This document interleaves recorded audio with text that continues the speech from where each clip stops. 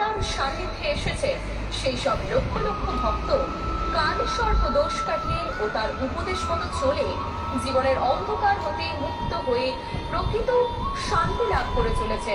শ্রী গুরুদেবের চরণে প্রার্থনা করছি জগৎ কল্যাণে অমর কথা পরিবেশন করুন। অনুষ্ঠান দেখুন প্রতি বুধবার থেকে রবিবার সকাল 6:30 থেকে 7টা পর্যন্ত রূপসী বাংলার অমর কথা শ্রবণ করুন।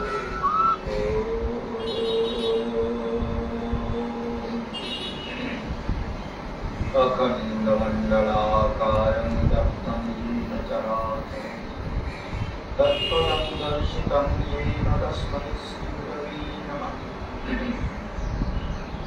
गुरुब्रह्मा गुरुविष्णु गुरुदेवो महेश्वरः गुरुसाक्षात् परमब्रह्म तस्मै श्रीगुरवे नमः। हरे राम एव केवलम् हरो नस्तेव सर्वाग्नि परमार्थ गुरुदेव नित्य लीला पुरुष भक्तिदार गंगे गोस्वामी महाराज गुरुदेवेर चरण कमल वंदना करी আর আশীর্বাদ প্রার্থনা করি। এবং সমস্ত ভক্তবৃন্দ, আপনারা শুনে চলেছেন 18 এপ্রিল বৃহস্পতিবারের প্রোগ্রাম।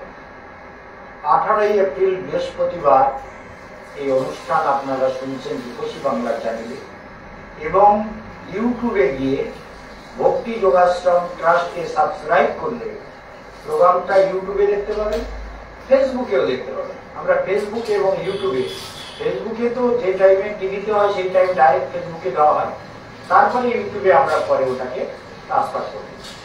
সেই জন্য ইউটিউবে গিয়ে স্পিকারটা অন করে বলবেন ভক্তি যোগাশ্রম ট্রাস্ট, ভক্তি যোগাশ্রম ট্রাস্ট, এটা বলবেন।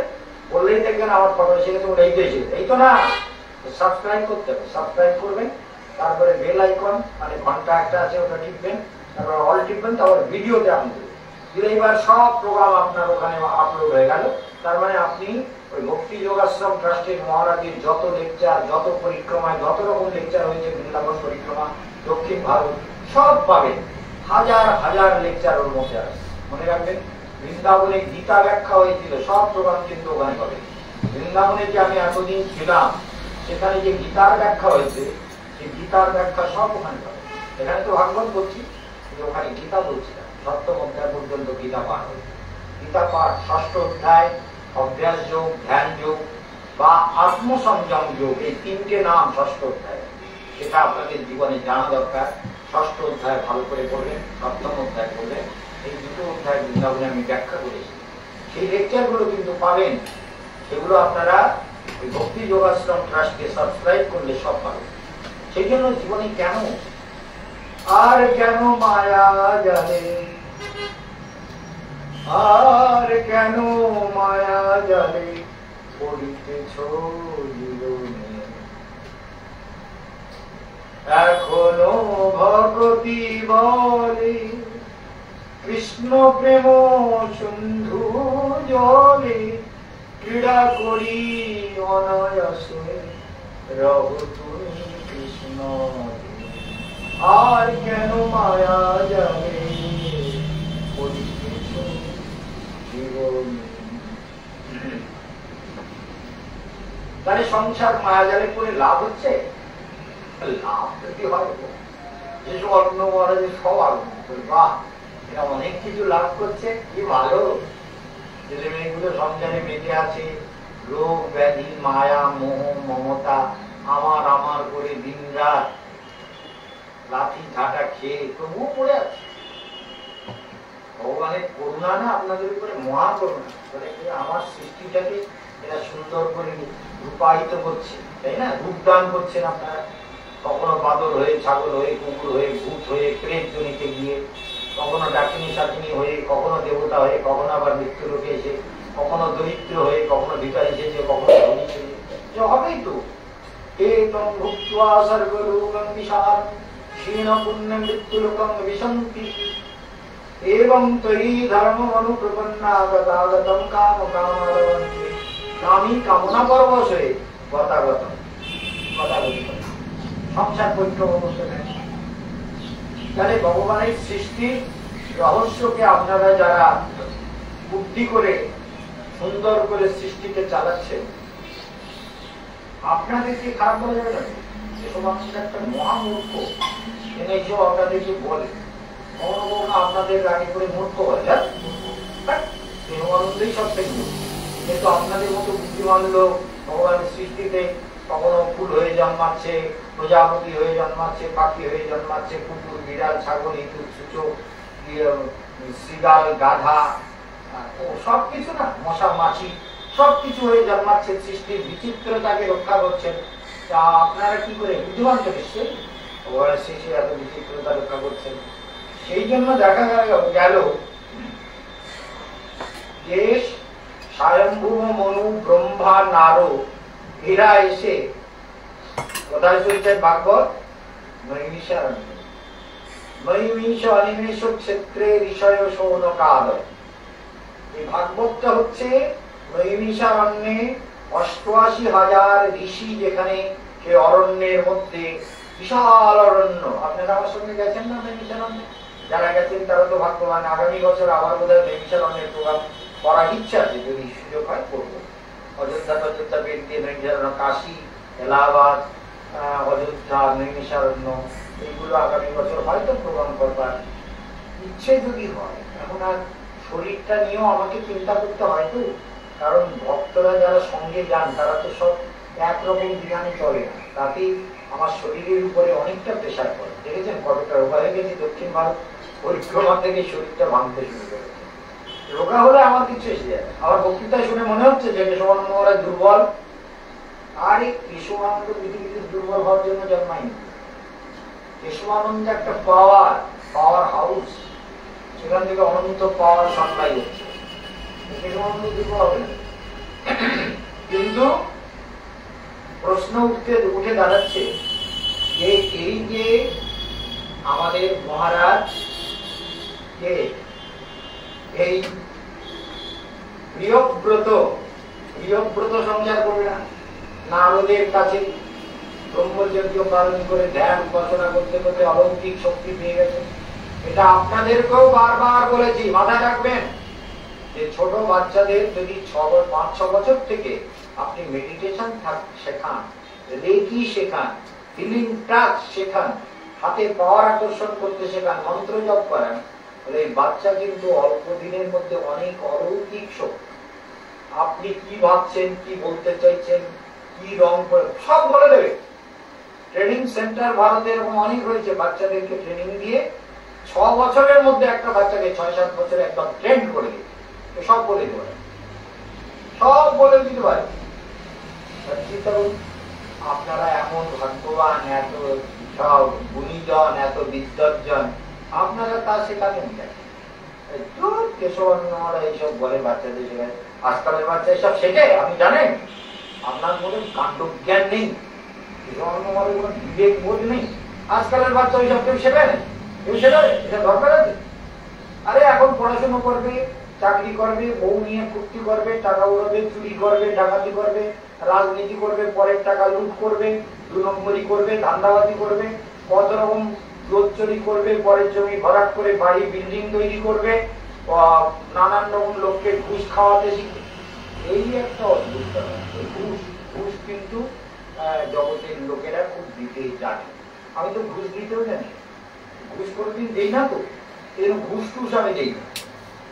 আমাকে ঘুষ নিতেও ভয় পায়, আমার কাছ থেকে ঘুষ নিতে আমাকে বলতেও ভয় পায়। সেদিন একজন ফোন করেছে, যেই বৃন্দাবনের নগরপালিকার জুনিयर इंजीनियर फोन करेছে, महाराज जी आपका गेस्ट हाउस है ना? हमने है।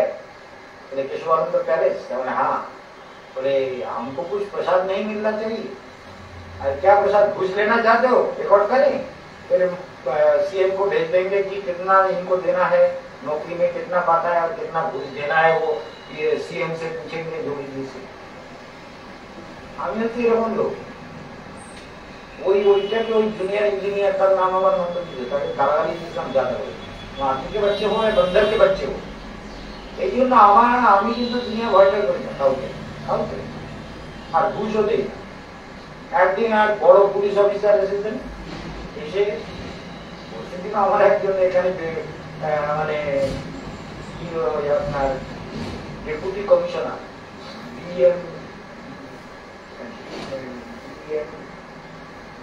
ডেপুটি ডিএমসি নাকি আমার অত ডেজিগনেশন মেনে নেই, তিনি এসেছিলেন, নাম বললো, সম্মানী ব্যক্তি। তো আরে এত বড় ঘুড়ি বানিয়েছেন কেন, এত বড় ঘুড়ি কি করতে করেছে? বলতে আপনি জানেন না 20 টাকা খায়, বলে 20 টাকা খায়, টাকা খেলে ঘুড়ি ভোটা হয়। এই সব পুরা লজ্জা সরম নেই, আমার লজ্জা থাকবে না। আপনি দেখুন, আমি টাকা খেয়েছি, পাপ করেছি, আপনি আমার কাছ থেকে টাকা দিচ্ছেন, তা আপনি পাপ করছেন না?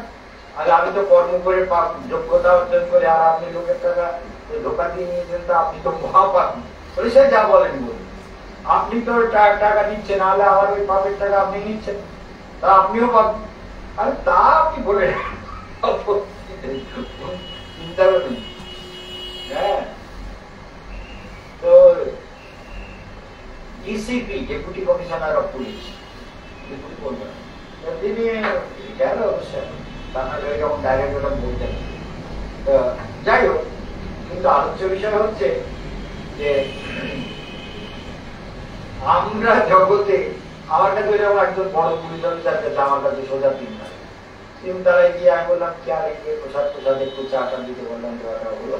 আমার সিঁড়ি থেকে নামছি, সিঁড়িতে এসে বলছে, महाराज जी ऑफिसर जब ऑन द स्पॉट आता है तो कुछ सम्मान करना चाहिए, देना चाहिए। तो घूस नहीं, तो कभी घूस देना सीखा नहीं, दिया नहीं कभी किसी को, कैसे दिया जाता है आप बोल दीजिए, चेक से लेंगे, सब करेगा यार, दे दिया आटा। घूस तो मैं कभी नहीं देता, और कभी मैं देने का मुझे आदत नहीं है, कैसे घूस दिया जाता है मैंने सुना नहीं। ऑफिसर आप কিছু না বলে তো ছিটতে নিয়ে দিয়ে দেবো, ভালো করে বলে রাখবে। This is Keshwabam. That is the character of Keshwabam. বুঝতে যায় মনে রাখবেন। আমাকে নদী পাড়ি বলে आपका मकान क्यों ना डेमोलिश कर दिया जाए, आप ये बोला डेमोलिश कर दीजिए, वो मेरा थोड़ी है, मेरा कोई बीवी नहीं, बच्चा नहीं, कोई नहीं। शिष्य भक्तों ने पैसा दिया और एक ट्रस्ट का प्रॉपर्टी बन रहा है, ट्रस्ट का है, भक्ति जोगाश्रम ट्रस्ट का, एक बार उसमें हाथ लगा के डेमोलिश करके तो देखिए, फिर देखेंगे जो करना है हम करेंगे। नहीं हम डेमोलिश नहीं करेंगे, आप 3 महीने में बना लीजिए, जल्दी जाओ से। এই সব হচ্ছে জীবনের কাজ, বুঝতে পেরেছেন? সেই জন্য সংসারে যাতে পড়ে থেকে কষ্ট না পান, তার জন্য একটু মনটা ভগবানে লাগিয়ে দেন, বুঝতে পেরেছেন? বারবার জন্মাবেন, বারবার মরবেন, কত রকম, কখনো মার পেট থেকে বেরোচ্ছে হরিণের বাচ্চা, বাঘ তাড়াচ্ছে, বাচ্চা পেটের থেকে পড়ে যাচ্ছে, বাচ্চা দেখার টাইম নেই, বাঘের তাড়াচ্ছে, বাচ্চা পেট থেকে বেরোচ্ছে, ওইভাবে হরিণ দৌড়াচ্ছে। দেখেছেন তো এনিম্যাল প্ল্যানেটে দেখেছেন না কি রকম জীবে, এক একটা জীবে এক একটা জীবে খাচ্ছে। আর সরকার হরিণগুলো নিয়ে এসে বনে ছাড়ছে, কারণ বাঘেদের খেতে দিতে হবে, নাহলে মানুষ খাচ্ছে। মানুষ খাচ্ছে তাতে দোষ নেই, চিন্তা করুন। মানুষ খেয়ে যাচ্ছে বাঘ, কত জায়গায় ঘটনা করছে, বাঘ তো সব পায়, তো বাঘকে মারা যাবে, মানুষ মারে মানুষ। একটা বাঘ 10 জন মানুষকে মেরেছে, 10 জন একদম নরখাদক হয়ে গেছে। মানুষের রক্ত গেলে বিরাট স্বাদ পেয়ে যায়, তো মানুষ টাইগারই মানে, কিন্তু সরকারি আইন হচ্ছে টাইগারকে মারা যাবে না, বাঘ মারার কোনো আইন নেই। আইন করলেই মহা অপরাধ, মহা মুশকিল। চিন্তা করুন, কোথায় কৃষ্ণ হরিণ কবে ওই আমাদের মেরেছে, সেইটা নিয়ে এখনো কেস চলছে। যার জন্য বলে এই জন্য বিয়ে করি না, আমার বউ আমাকে জেলখানে দেখা করতে যাবে। সলমান খান কৃষ্ণ হরিণকে গুলি করে মেরেছে, চিন্তা করুন। কৃষ্ণ হরিণকে বাঘে খেলে তারই গুলি করে মারবা, কোনায় কৃষ্ণ হরিণকে গুলি করেছে। বাঘ যখন কৃষ্ণ হরিণকে খায় তখন কি করবে?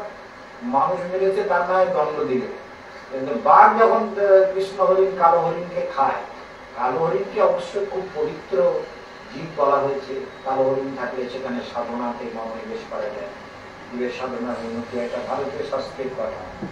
কালো হরিণ মারা উচিত না, ঠিক আছে, কিন্তু বাঘ যখন মেরে ফেলছে তখন কি করবে? তার কি উত্তর দেবে? বাঘকে কি বলবে? এই কেন কালো হরিণ খেলি রে, তোরে গুলি করে মারে না, বুঝলেন? তার বলতে পারছে না। যেন মনে রাখুন, প্রিয়ব্রতকে যারা উপদেশ দিলেন, স্বয়ং ভূম মনু, এবং তার সঙ্গে প্রজাপতি ব্রহ্মা, দেবর্ষি নারদ তার গুরুদেব, তিনিও বললেন যে আমিও বলছি পুত্র, জগতের সৃষ্টি কার্যের সঞ্চালন করবার জন্য তোমার আর কোনো মায়ামোহ নেই। তুমি সংসারে তোমার কোনো আসক্তি হবে না, সংসার বিষয়ে তোমাকে আর বাঁধতে পারবে না, সেই জন্য তোমার আর কোনো মায়ামোহ হওয়ার সম্ভাবনা নেই। সেই জন্য তুমি সংসার করো।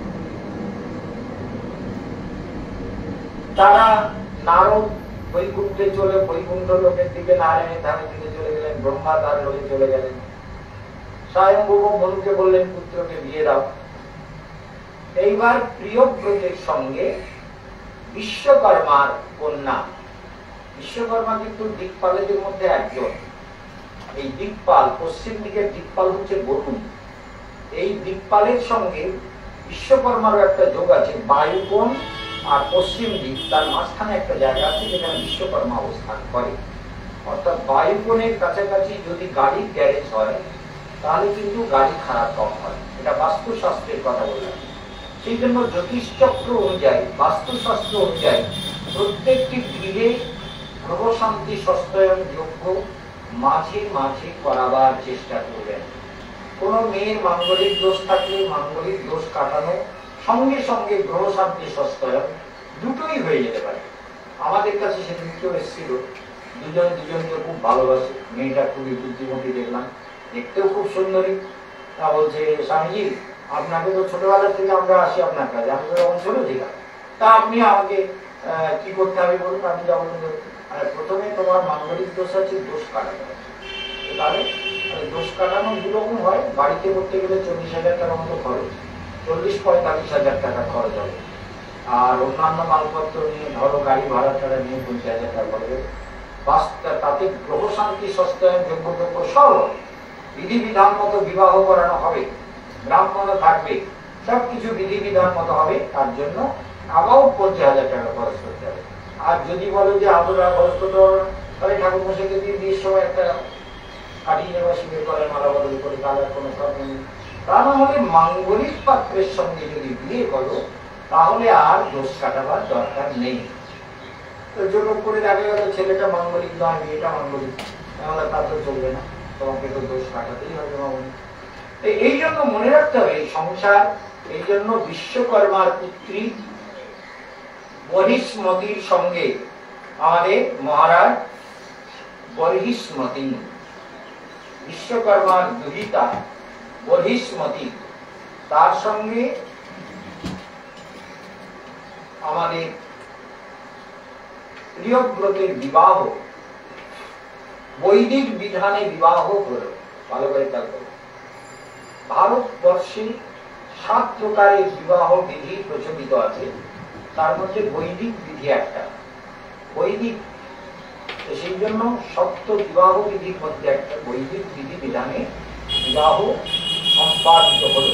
অর্থাৎ বিশ্বকর্মার কন্যা বহিষ্মতির সঙ্গে আমাদের প্রিয়ব্রতের বিবাহ হলো এবং প্রিয়ব্রত তিনি সংসারে প্রবেশ করলেন, কিন্তু পুরো সংসার জয় করে, মানে চেতনাকে জয় করেছেন, মনকে জয় করেছেন, ইন্দ্রিয়কে জয় করেছেন, সংযত চিত্ত, পিতার আদেশ, ঠাকুর দাদার আদেশ, ব্রহ্মার আদেশ, গুরুদেবের আদেশ, এইসব আদেশকে তিনি অবজ্ঞা করলেন। বলে তোমার আবার সংসার, তোমার আবার সংসার বন্ধন আছে, তুমি তো মুক্ত, জীবন মুক্ত, তোমার সংসার বন্ধন বলে কিছু নেই। এই জন্য তুমি নিশ্চিন্ত থাকো, তোমার কোনো সংসার বন্ধন হবে না।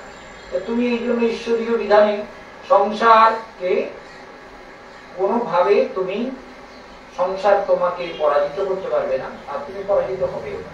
সেই জন্য তোমার এই সংসার পরিক্রমা, জীবন যাপন, এগুলো বিধিবিধান মতো ভাবে করো, তোমার জীবন পথ সুন্দর হবে।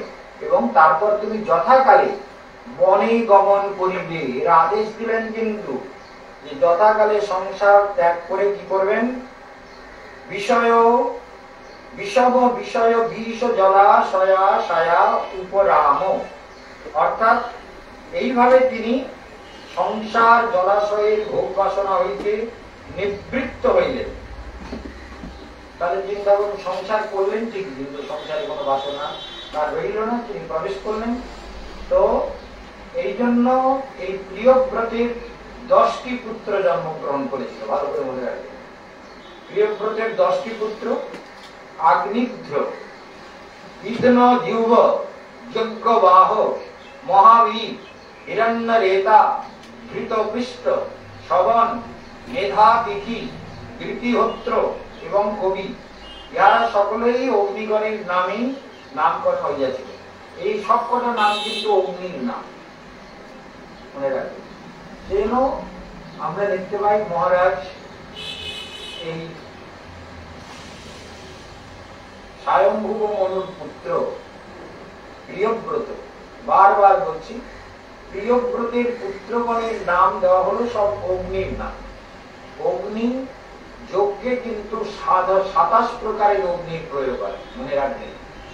27 প্রকারের অগ্নি আছে, তার মধ্যে এখানে 10টা অগ্নির নাম। আগ্নিধ্র, মনে রাখবেন, আগ্নিধ্র এটাও একটা অগ্নির নাম। এবং আগ্নিধ্র ভালো করে খেয়াল রাখবেন, আগ্নিধ্র, বিঘ্ন জিহ্ব, যজ্ঞবাহ, মহাবীর, যজ্ঞবাহ মুখব্রবে। এই মন্ত্র আমরা উচ্চারণ করি। যজ্ঞের আহুতিকে তিনি বহন করে নিয়ে দেবতার কাছে পৌঁছে যান। তো সেই জন্য হিরণ্যরেতা এটা অগ্নির নাম, ধৃতপৃষ্ঠ এটা অগ্নির নাম, শবন এটা অগ্নির নাম, মেধাতিথি এটা অগ্নির নাম, বৃতিহোত্র এটা অগ্নির নাম এবং কবি। এদের সকলেরই অগ্নিগণের নামেই নামকরণ করিয়াছিলেন। তাহলে অগ্নির যে 27 প্রকারের অগ্নি আছে, তার মধ্যে 10টি পুত্রকে 10টি অগ্নির নাম তিনি রেখেছেন। চিন্তা করুন, এর পিছনে বহু কারণ আছে। সে কারণগুলো আমি যদি বলি এখন, তাহলে ঠিক হবে না। যেমন কোন দেবতার নাম যদি ঠিক জায়গায় ব্যবহার না হয়, তাহলে কিন্তু দেবতার অবজ্ঞা, এগুলো মনে রাখবে। এই জন্য এই যে পুত্রদের নাম তিনি রেখেছেন, তাহলে তিনি অনেক সাধনা করেছেন, তার সাধনার কোন তুলনা নেই। সেই জন্য কবি মহাবীর শবন এই দিন পরম হংসাশ্রমে অবস্থান পূর্বক জিতেন্দ্রীয় ও পরম ঋষি হইয়া নিচের দিকের আশ্রয়ে ভগবত জনগণের একমাত্র রক্ষক এবং ভগবান বাসুদেবের পাদপদ্ম অনুক্ষণ চিন্তা করতে লাগলেন। অবিচ্ছিন্ন ভক্তিযোগ পরিভাবিত বিশুদ্ধ হৃদয়ে সমগ্র চিত্ত এবং অচিত এর আশ্রয় স্বরূপ অর্থাৎ বিশিষ্ট ভগবানের আবির্ভাব হওয়ায় তারা উপাধিক দেহ মনের ধর্ম পরিত্যাগ করিয়া ভগবান সাধর্ম লাভ করিলেন। এদের মধ্যে আবার দেখুন, 3 জন পুত্র কবি, মহাবীর এবং শবন, এরা কিন্তু কেউ সংসার করে, এরা পুরো পিতার যেহেতু 10টি পুত্র, সেই জন্য তিনি কাউকে জোরও করেন। 10টি ছেলের মধ্যে একটা ছেলে, 2টো ছেলে, 3টে ছেলে যদি সাধনার পথে যায়, তো যাওয়া ভালো। যেমন আমি বাবা মার কাছে ছোটবেলা কেমন ভাবে চলে এলাম চিন্তা করি। তা বলছে আমার 5টা ছেলের মধ্যে একটা যদি সাধু হয়, বাবা তো আমার জন্মকাল থেকে চাইতো। এবং আমার জীবনের এমন সব ঘটনা আছে, সেগুলো অলৌকিক এবং সেগুলো অদ্ভুত, যেটা বাবা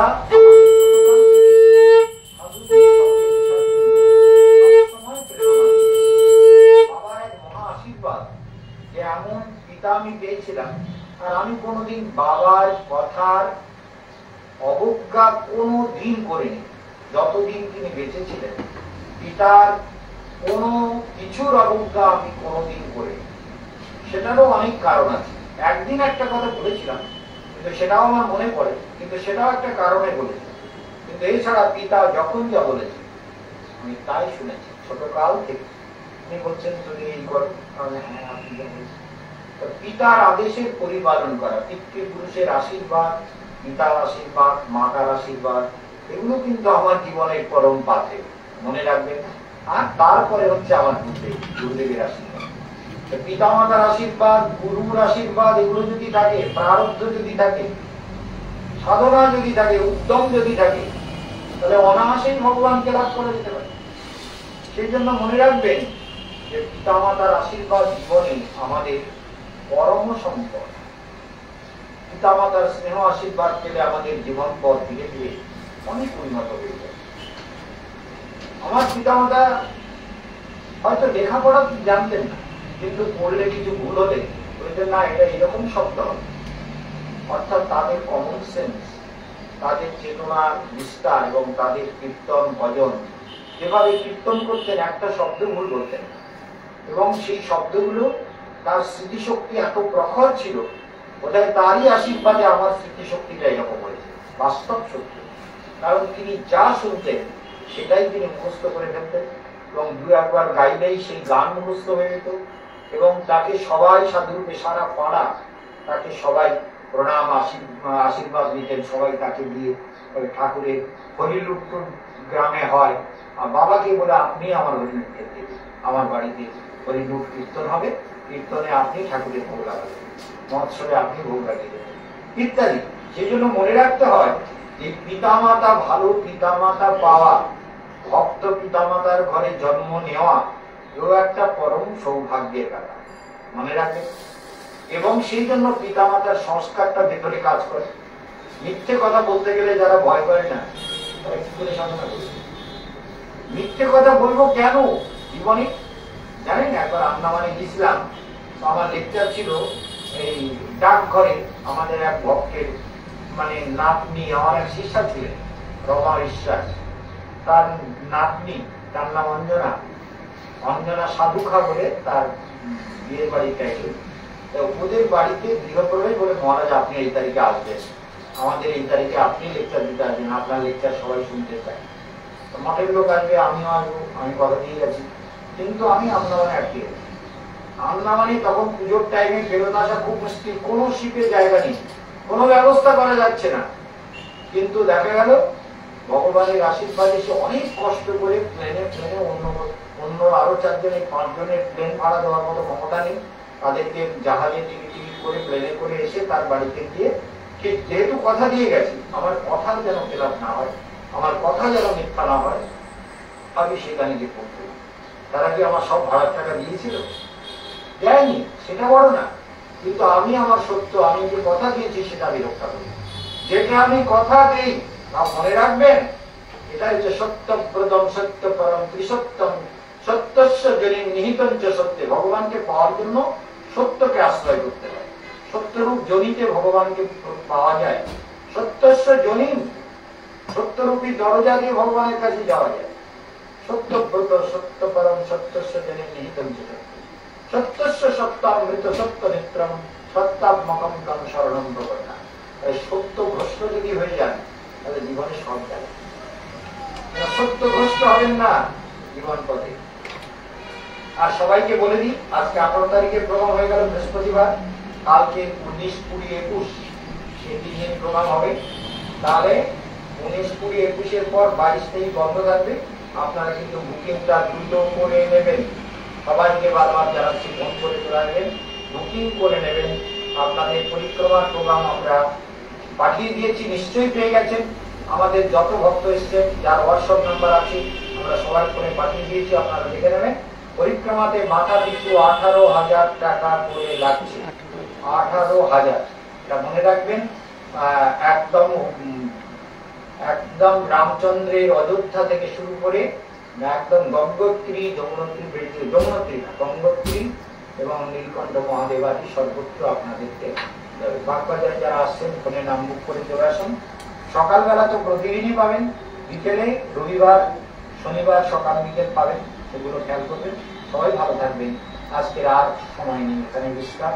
ওম শান্তি।